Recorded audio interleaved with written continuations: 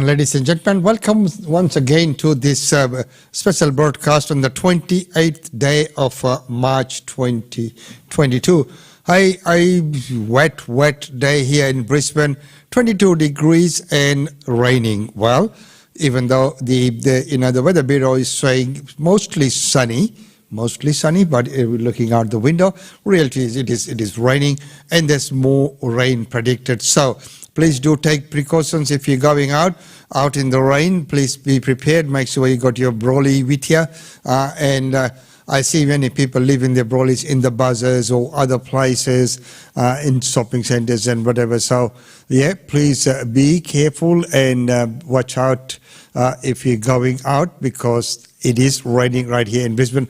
Hi, what a big weekend. So many things that were happening. A big night for us the last night with our Music Junction Live and an excellent presentation there with Ajay Sabi. If you haven't seen that, you've missed something, but you haven't missed it, because you can always go back and watch it either on our Facebook or on our YouTube channel. So it's available on both, and you can have a look. And thank you for everyone who joined in and for those wonderful comments. Those encourage us as we know. It's a great presentation by Ajay Sabi and of course Usha Sivakulaji. She put in a lot of effort into getting that so ready as well. And of course the production team. There are some technical challenges as we go along, but despite all that, I think it was a wonderful. So for when you're presenting live, a few little things happen here and there. If they are always it's 100% recording that you're just playing, then it's completely different. So anyway, so that was big, and there was the Bangladeshi Association of Brisbane had the bridge and the whole town painted in the colors of Bangladesh, and of course that celebration that took place at the Queen Street Mall. Well done, JD and the team and all others who have worked very hard to bring that function to you, and having the Story Bridge and the City Hall all lit up in the Bangladeshi colors. So well done. Kim Marks, congratulations on your 10th anniversary in the council chambers. And as they say, Kim is a non-political politician. Yes, she is as genuine, as fair income as they come.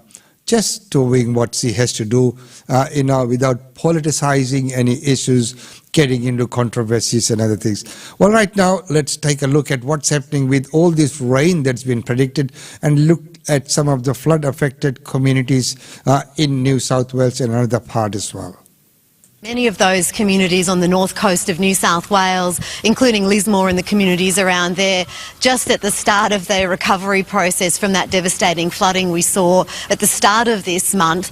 Some of those residents, are just been clearing through the mud and rubbish and still living in temporary accommodation. I was speaking to a builder who's been assisting residents in Lismore. He said some are still living in tents, in makeshift, shacks on the street, basically. So to have to deal with more intense weather or potential flooding right now is really not the news anyone in that area is wanting to hear. And we are hearing that there could be some periods of quite intense rainfall, which will bring the potential for flash flooding. There could be up to 180 millimetres of rainfall across 6-hour periods, brought in localised areas and associated with thunderstorms in this weather that we're expecting. And that could bring quite extreme flash flooding. So, of course, people warned not to attempt to drive through any flood water. And the SES telling people, look, we know you're tired, we know you're battered, we are too, but we're here to support you, so please listen to any warnings that come through. If asked to evacuate, residents are being asked to please not delay and to, evacuate immediately. And extra SES crews have been brought into the region to be on standby. They'll be positioned to areas where they might be needed. And the SES has also told us they've got aviation assets on standby as well, with some air bases being set up. So they're really, trying to be ready to support people on the ground as might be needed during this, coming weather. And of course, as you mentioned, it does come at a time when the ground here is already completely sodden.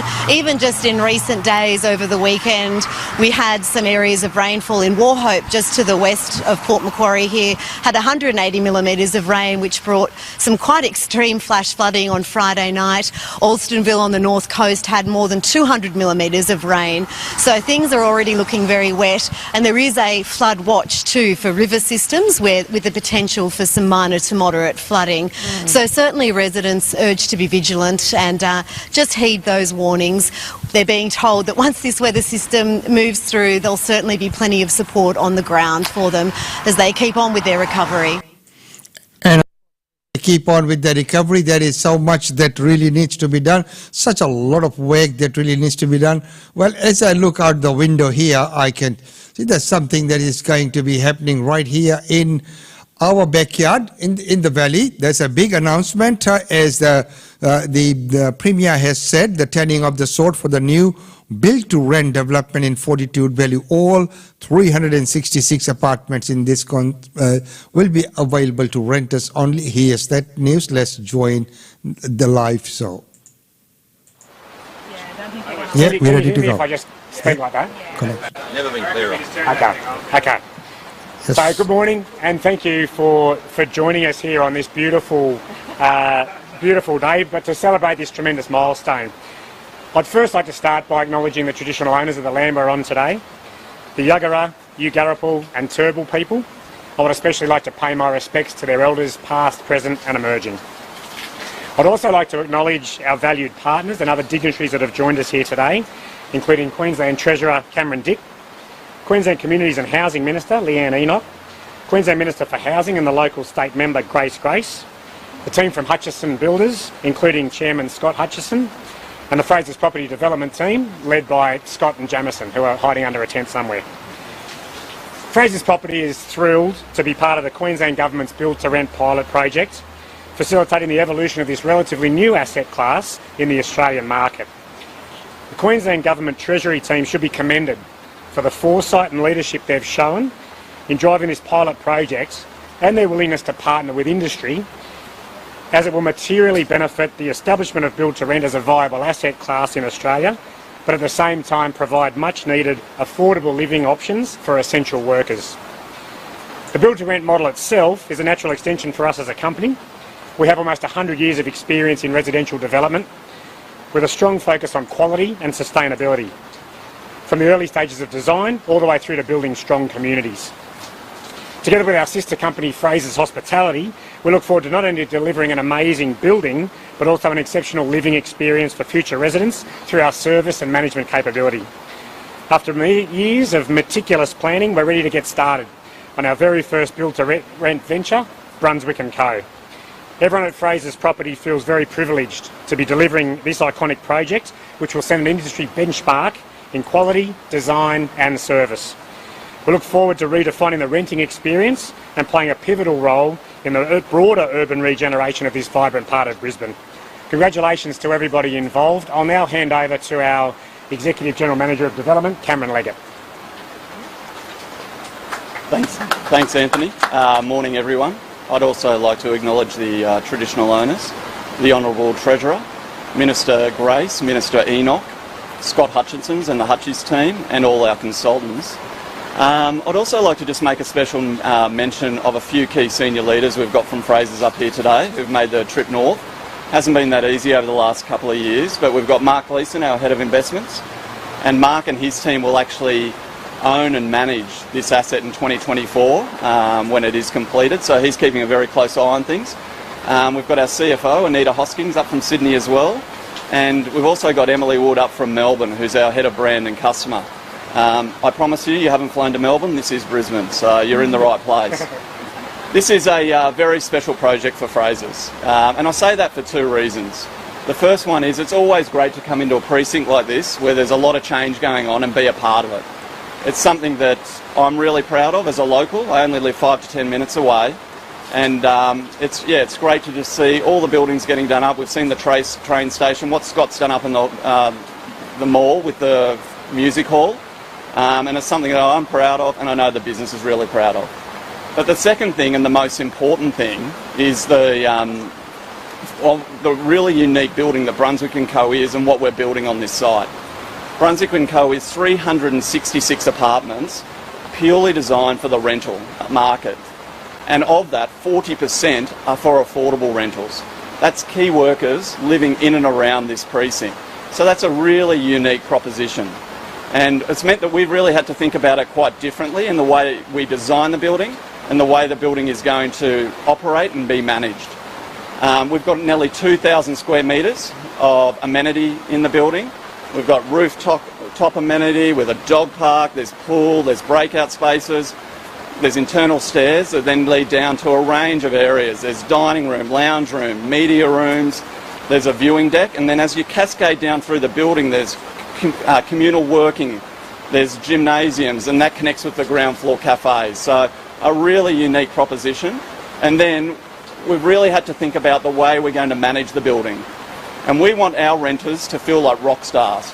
Because so often than not, the renter, dealing with the private landlord, does feel like a second-class citizen. So from the minute that they inquire, to the minute they sign a lease, to the minute they move in, we want them to have a A1 customer experience. We want them to feel like they belong. We want them to feel like this is a true neighbourhood. And ultimately, we want them to rent here for a long period of time. So it's all before us. I do want to thank our partners, Hutchinson Builders, who have been with us all the way through the bidding phase.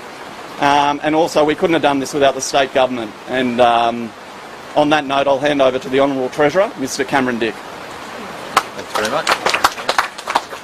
Thanks very much, Anthony and Cameron, and to Scott Hutchinson, Chair of Hutchinson's Building Group, and everyone from Hutchies and all of the teams who've been involved in pulling this project together.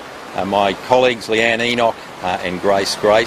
I begin by acknowledging we meet on the land of First Nations people and pay my respects to elders past, present and emerging. Today is a great win. It's a great win for the construction industry in Queensland. It's a great win for the workers who will work on this site, 290 jobs supported through this project. It's a great win for our economy, but very importantly, it's a great win for people who want to find rental accommodation in this state. There are 800,000 people in Queensland who live in rental accommodation, and this will add to that body of rental stock that is available for people looking to live in affordable rental. And this is a commitment we made as a government. We know people are coming to Queensland. Last year, about 41,000 people came to our state. My speaking notes said they came because of our strong economy, because of our strong handling of COVID, because of our lifestyle, and of course they also came to Queensland because of our weather and our climate. And how could you blame them? How could you blame them? Now the truth is we do have 300 clear days of sunshine in Queensland each and every year. But we'll cop a little bit of rain to get the upside of the sunshine as well. But people are coming to our state and working with Minister Enoch, working across government, we wanted to ensure we could provide more roofs over the heads of Queenslanders. So that's why we've made this important commitment to this project. As you've heard, 40% of the rental apartments, a studio, 1 bedroom, 2 bedroom, they'll be available at a discount rate, supported by our government, so people who do important work in our community, be they teachers, nurses, hospitality workers in this important part of the city, they'll be able to get a start in rental accommodation. And that's what our Build to Rent program is all about. We've already turned sod on another project in this part of town. We've got another 2 to come. We are doing everything we can to make sure we can get people into the rental market, support housing affordability, put more affordable social housing into the community as well through our $2.9 billion. So more affordable social housing, and of course it is wonderful to see that these days when people are struggling to get into rental properties, that this new option will be available as a government initiative, and they're not dealing with private landlords. So that's a good thing, and of course they will keep and be managed quite well as well. Of course, when we know real estate's managed, they manage on behalf of private landlords, and there are challenges because they have to comply with the rules and regulations and also fulfill the wishes and obligations of the landlords themselves as well. Right now, okay, moving on, let's take a look at what's going to happen with the vaccination, because there are calls to vaccinate all merchant ship soldiers docked in Australia. Do you reckon it's a good call? I believe it is. For the past 33 years, Norman Stevens has welcomed the crew of every merchant ship docking in Albany, providing the mostly foreign seafarers with transport to town for medical and shopping trips. But since biosecurity regulations prevented unvaccinated sailors coming ashore, the Mission for Seafarers volunteer now takes them a welcome pack. Free Wi-Fi for the ship. Free Wi-Fi? Free Wi-fi. Yeah. This is a box of goodies. Goodies? Yeah, like chocolate, chips. Oh, so very good. For the crew to share. For all the crew to share. Unlike other states, the WA Health Department is not yet facilitating dockside COVID injections to the thousands of unvaccinated sailors who have been unable to leave their ships for months. The sailors spend enormous amounts of time on board ship, and one of the reasons why we've been stopping them from landing is because they were thought not to be sufficiently inoculated, and there's been a real pressure from the Mission to Seafarers for that to happen. Thank you very much. A Maritime Labour Convention has been ratified by Australia to provide visiting seafarers with the life-saving shots, but the delivery is up to the state authorities to administer. And it's now beginning to happen in Australia, in Port Kembla and Newcastle and in Botany Bay, and we would love for it to happen right across Australia. Last year, New South Wales and Queensland health authorities, working with the Mission to Seafarers, found a way to start pop-up dockside clinics. I believe everybody knows that it's the right thing to do as well. It's a humanitarian thing to do, it's the ethical thing to do, it's an economic decision as well. Our whole economy is based on import and particularly export. So these people, these seafarers, these foreign seafarers, they are contributing dramatically to the Australian economy and to the WA economy. In Western Australia, there's frustration that there is still no dockside vaccination program in place. Clearly, health departments are under enormous stress and strain at the moment, but we just think that the needs of seafarers have just been overlooked. WA's health department issued a statement saying discussions are underway with relevant stakeholders to explore the options of engaging immunisation providers under the federal government to provide COVID-19 vaccinations.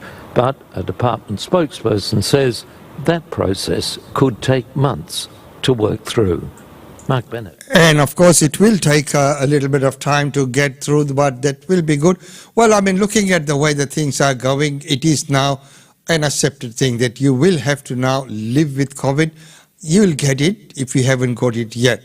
Many people have got COVID or they did get COVID, but they didn't even know it. They just lived through it, and you know, so that's the reality.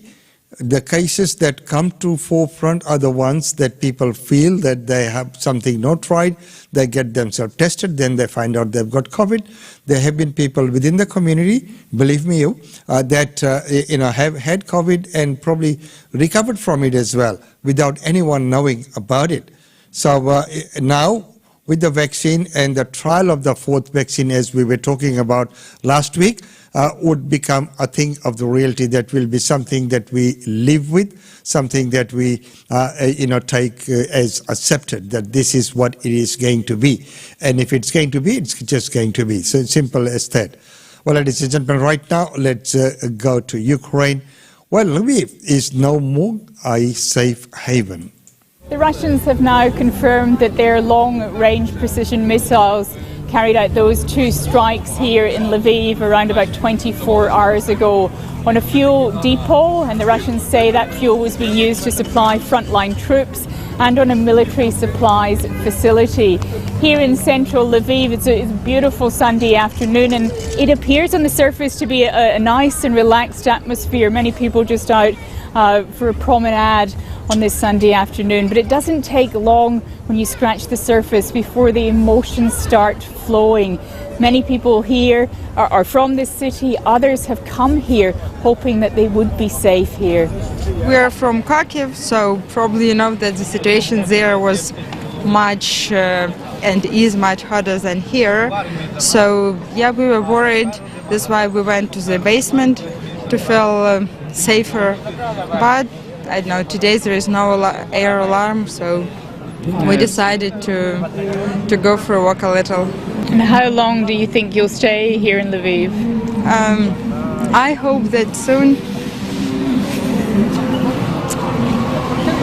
It's okay. I hope everything will be okay.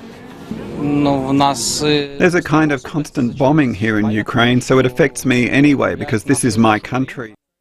So as you can see that the emotions do fly, and of course it is very emotional for people trying to live and not knowing and the future and what how secure the place would be. They move from one place to another just to find out that that is not safe anymore. What do they do? Where do they go? And on that note, Zelensky has been lobbying other governments and of course Russia for exchange of POWs. Количество погибших. Особенно разные оценки с российской стороны, с украинской стороны по поводу количества погибших российских солдат. Почему такие разные оценки? Что происходит с телами российских солдат, которые погибли? Вывозят ли их на родину, хоронят ли их на месте? Есть ли у вас какие-то, раз у вас есть оценки, списки этих погибших? Составляются списки.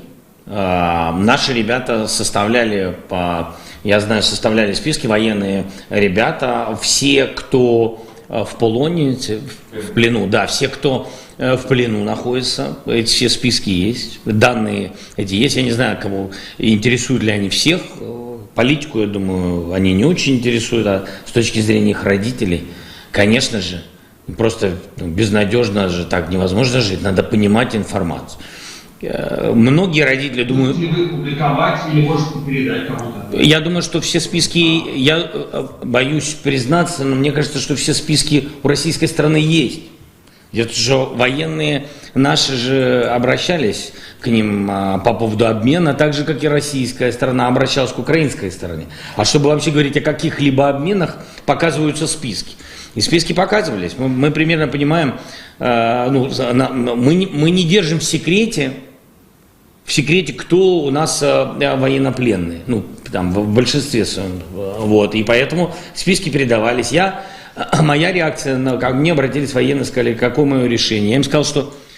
So ladies and gentlemen, we'll take a very quick break and before we go into the Daily India report.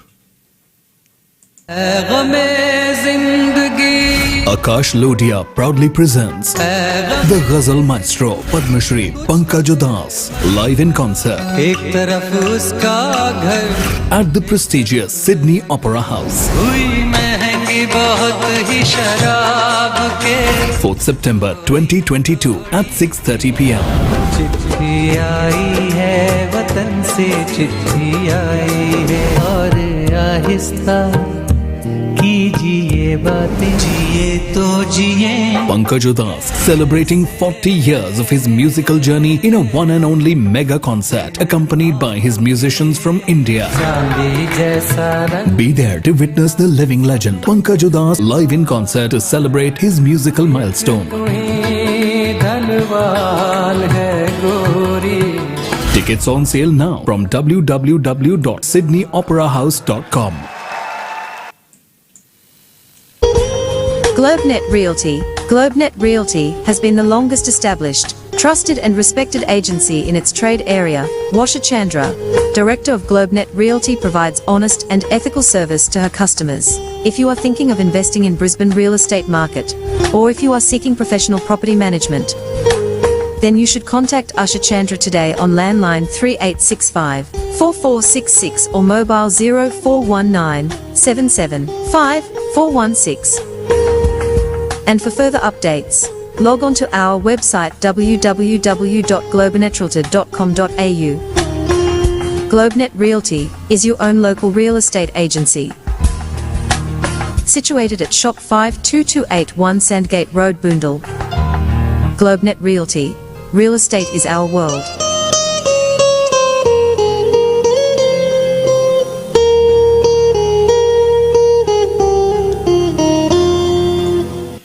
And real estate is there. Well, don't forget that every Wednesday we have the real estate update with Usha Chandra right here in these studios.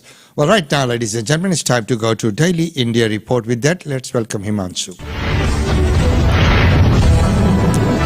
Welcome to Daily India Report that brings you glimpses of the changing India. In our first story, Chinese Foreign Minister Wang Yi arrived in India and held talks with his Indian counterpart Dr. S. Jaishankar and Indian National Security Advisor Ajit Doval. Both sides spoke about the need for early and complete disengagement in disputed areas. Chinese Foreign Minister Wang Yi's visit to India focuses on trying to make peace with India. It is one of the highest level visits between the countries after following the military standoff in eastern Ladakh nearly 2 years ago. But Wang's visit became controversial even before he arrived. As usual, China made controversial statements on Kashmir earlier in the week in Pakistan as that country hosted the meeting of the Minister of the Organization of Islamic Countries. Wang flew into New Delhi from Kabul. On March 25th, Wang held talks with External Affairs Minister S. Jaishankar and National Security Advisor Ajit Doval. The Chinese visit is seen also as geopolitical power play in the wake of the Russian invasion of Ukraine. China has signaled its willingness to assist Moscow in dealing with crippling economic sanctions. In his talks with Indian NSA Ajit Doval, Wang Yi discussed the border row and the geopolitical implications of the Ukraine war. Indian External Affairs Minister Dr. S. Jaishankar briefed the media after his meeting with his Chinese counterpart. Indeed, we have agreements that were designed explicitly to strengthen this foundation and prevent the kind of situation that we are seeing today. I was very honest in my discussions with Chinese Foreign Minister, especially in conveying our national sentiments on this issue. The frictions and tensions that arise from China's deployment since April 2020 cannot be reconciled with a normal relationship between two neighbors. Both sides kept the visit under the wraps. It is not immediately clear whether the Indian side will facilitate a call on by Wang with Prime Minister Narendra Modi. Yogi Adityanath on March 25th made history as he became the first and only Chief Minister of Uttar Pradesh to win an election and serve for a second straight term. Yogi and his cabinet were sworn in at a ceremony attended by Prime Minister Narendra Modi and the entire Bharatiya Janata Party top brass, including all chief ministers of states where the party rules. विधि द्वारा स्थापित भारत के संविधान के प्रति सच्ची श्रद्धा और निष्ठा रखूंगा. Brijesh Pathak and Keshav Prasad Maurya were also sworn in as Deputy Chief Ministers to Yogi Adityanath. Earlier on March 24th, Bharatiya Janata Party's legislative group, which includes over 250 MLAs, convened in Lucknow to formally endorse Yogi Adityanath for the top post. This cleared the path for him to become the Chief Minister of the state for a historic second term. Yogi won a resounding victory in the recently concluded Uttar Pradesh Assembly elections. In the Vidhan Sabha, the BJP and its allies won 273 of the 403 seats.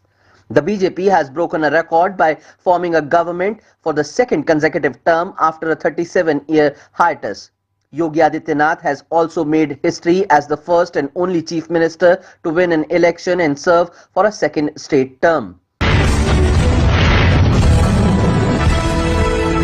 In a fresh push to self-reliance in the defense sector, India has released a new list of 107 defense items which included several Russian weapons parts like T-90 and T-72 tanks.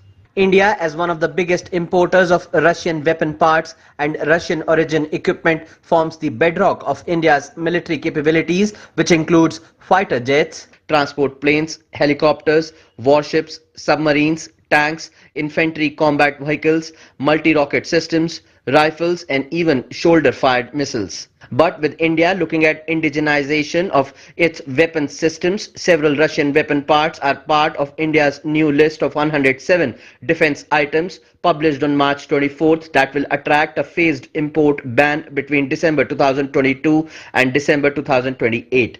The list, a fresh push to self-reliance in defense, has been released by the Defense Ministry at a time of global backlash against Russia over its Ukraine invasion. The war has also raised questions about the fate of new projects with that country, procurement of spares for existing Russian origin weapons, and maintenance and servicing of legacy equipment operated by the three services. The list includes subsystems that India imports from Russia for weapons and platforms including T-90 and T-72 tanks, BMP-2 infantry combat vehicles, warships and submarines, and anti-tank missiles. These components are currently imported by defense public sector undertakings such as Hindustan Aeronautics Limited, Bharat Electronics Limited, Bharat Dynamics Limited, several public shipyards, Bharat Earth Movers Limited, Advanced Weapons and Equipment India Limited, and Munitions India Limited.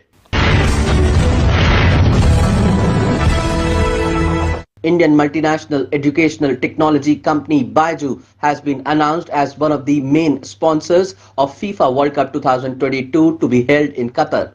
India's EdTech major Byju's has been chosen as one of the official sponsors for the 2022 Qatar World Cup. The company said, "We are delighted to announce that Byju's will represent India at the biggest stage as an official sponsor of the FIFA World Cup Qatar 2022. This would make Byju's the first EdTech brand to sponsor this prestigious event globally." The Bangalore-based firm, which offers online education catering to all age groups, also sponsors the Indian cricket team and said the deal was its first major move into soccer. The deal comes after FIFA said recently it had entered into a sponsorship agreement with Singapore-based Crypto.com for the World Cup, which will be held from November 21st to December 18th. Cricket all-rounder Ravindra Jadeja is likely to lead the Chennai Super Kings in the 2022 India Premier League Championship. Chennai Super Kings talismanic skipper Mahendra Singh Dhoni stepped down as captain just 2 days before the beginning of the tournament. Mahendra Singh Dhoni has stepped down as captain of Chennai Super Kings 2 days ahead of the Indian Premier League 2022. Dhoni has picked all-rounder Ravindra Jadeja to lead the four-time IPL champions. Chennai Super Kings, the defending IPL champions, will play the season opener against 2021 runners-up Kolkata Knight Riders on March 26th in Mumbai. MS Dhoni, who is the most celebrated Indian captain, led India to glory in the 2007 T20 World Cup, 2011 ODI World Cup and the 2013 Champions Trophy. In the IPL, Dhoni has been synonymous with the Super Kings, leading them to 4 title triumphs. After a poor season in 2020, MS Dhoni endured criticism before storming back to win the IPL in 2021. Ravindra Jadeja has been part of the Chennai Super Kings since 2012 and is an integral member. The star all-rounder is in red-hot form and created history in the Mohali Test against Sri Lanka, where he scored 175 and took 9 wickets. Before the IPL auctions in 2022, Dhoni was the second CSK player to be retained after Ravindra Jadeja. It will now be interesting to see how Ravindra Jadeja copes as captain.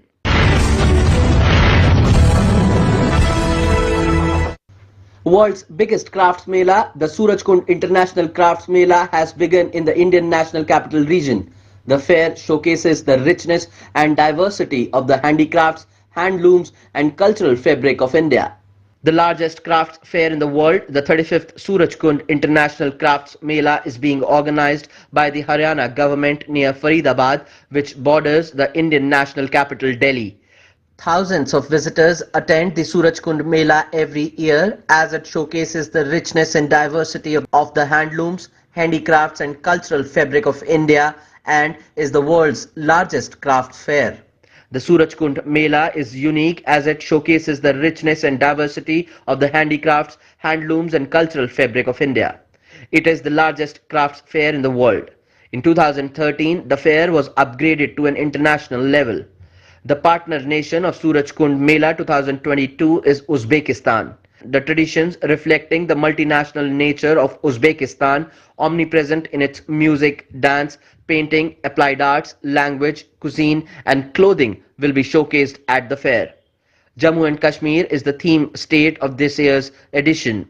From traditional dances, art forms to exquisite crafts, hundreds of artists will showcase the heritage and culture of the state.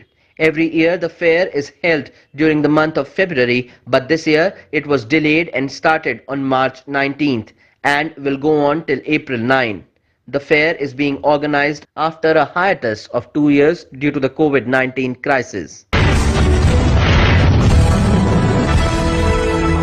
SS Rajamouli's magnum opus RRR arrived in theatres on March 25th, giving much delight to fans who have been waiting with bated breaths to watch the movie on the big screen. SS Rajamouli's much-awaited magnum opus RRR was released in theatres on March 25th.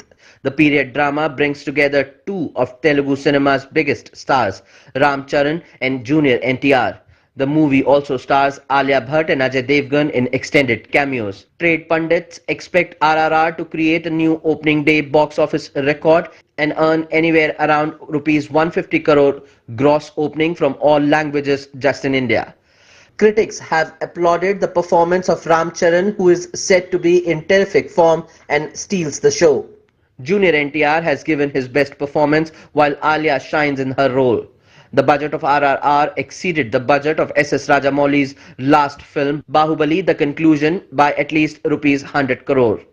Junior NTR, who's previously collaborated with SS Rajamouli in Student No. 1, Simhadri and Yamadonga, said this movie will be an emotional roller coaster.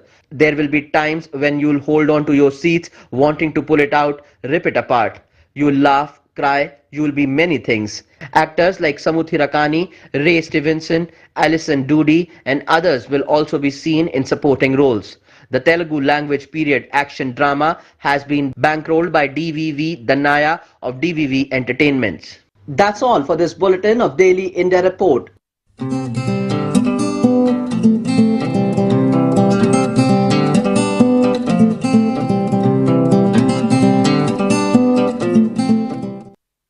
And thank you very much for that Daily India report. Well, right now it's time to say goodbye from this segment. I hope you are all safe and sound out there. Well, of course, just a little bit of note that if you are going out, make sure you don't forget your brolly. Otherwise, getting out of the car could be a little bit problematic. Well, so the temperature in Brisbane, 21 degrees.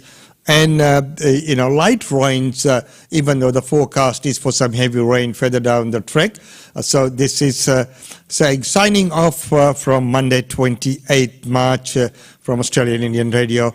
We will see you all back again tomorrow. And don't forget that on Wednesday we'll have the two shows, the 9 o'clock news and 10 a.m. we have the real estate update with Usha Chandra. And of course, if you haven't already watched the Music Junction for this month, which was a special tribute to Lataji by our own Nightingale, Usha Sivikula, gallantly and beautifully presented by RJ Savi. So it's available on all the platforms, meaning it's available on our YouTube channel and of course on our Facebook Live channel there as well. Until tomorrow, it's goodbye from me. Take care, remain safe.